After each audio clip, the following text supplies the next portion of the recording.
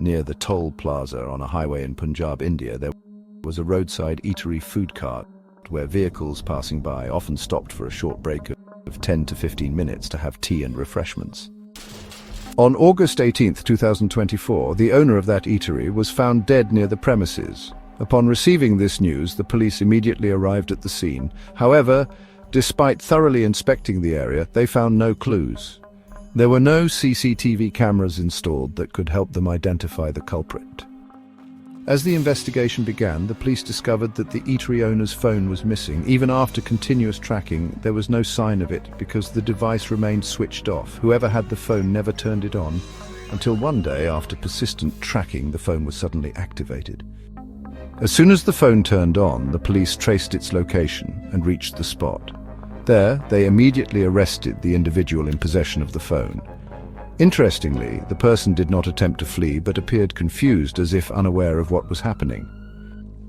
Before starting the video, if you love your mother, type "I love you mother" in the comments and like and subscribe to this channel. If you don't comment, it means you don't love your mother. The police initially believed that the case had been solved, assuming the person who turned on the phone was the one responsible for the murder. However, this assumption was about to be proven wrong, uncovering a mystery that had been buried deep within Punjab's streets for years, something the police had never anticipated. "Sir, I don't understand why you've arrested me. What have I done wrong?" The police then revealed that the phone he was using belonged to the murdered eatery owner, which left the man in shock. He immediately started explaining everything. He stated that he had purchased the phone from someone who offered it at an unusually low price. The deal was too tempting, so he bought it without suspecting anything. He took the phone home, inserted a SIM card and switched it on, only for the police to arrive and arrest him. The police then asked if he recognized the person who sold him the phone. He replied, "Sir, I don't know him personally, but he looked very strange. He was a man, but he wore a scarf and had an appearance similar to a woman." The officers then requested him to help create a sketch of the suspect. Without hesitation, he agreed, stating he would describe the person's features as best as he could. After an extensive effort, the sketch artist finally completed the drawing. The police widely circulated the sketch, posting it on walls, distributing it across multiple police stations, and sharing it with close contacts. They issued a public appeal, urging anyone with information about the suspect to come forward immediately. A few days later, a report surfaced from Punjab's Rupnagar, also known as Ropar district.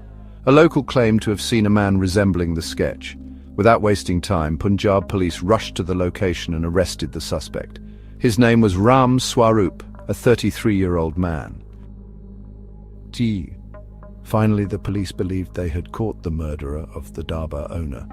They were confident that the case was solved. One man was killed and the killer was now in custody. All that remained was presenting him in court, securing a conviction and closing the case. However, this was not the end of the story. In fact, it was just the beginning. Ram Swaroop had struggled academically since childhood. Instead of focusing on studies, he was often drawn to makeup and dressing up in feminine clothing, hiding this interest from his family. Somehow, he managed to complete his education up to the 10th grade before dropping out. He then took up small jobs in Punjab's narrow streets to make a living. Over time, his family arranged his marriage and he eventually became a father to 3 children. With a growing family, financial burdens increased significantly. Realizing that his earnings in Punjab were insufficient, he decided to try his luck in Dubai. Moving to Dubai marked a turning point in his life. After working there for a few months, he befriended a group of people from the LGBTQ+ community.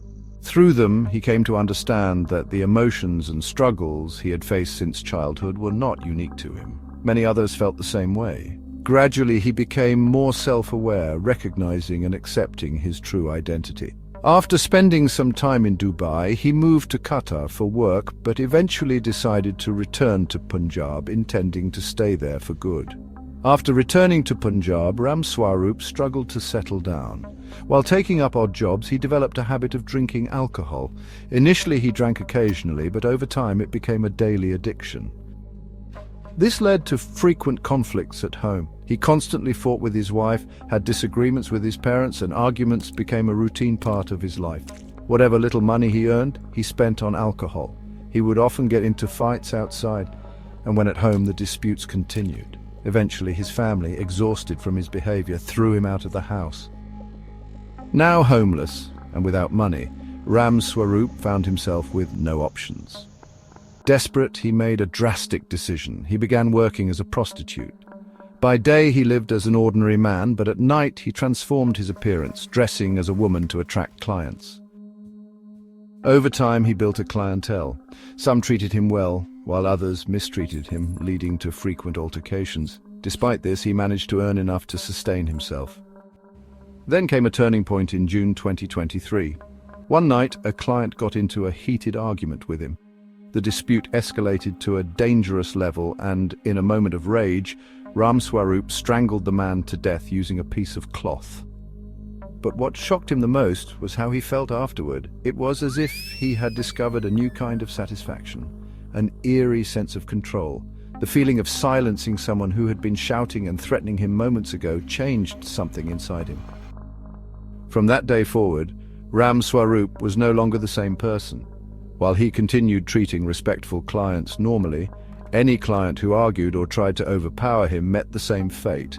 One after another, the murders continued. Over the next 1.5 years, Ram Swaroop claimed the lives of 11 individuals. At least that's how many he could remember. There were likely more, but he had been intoxicated during most of his crimes, leaving gaps in his memory.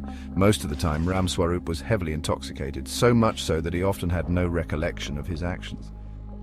Then came August 18th, 2024.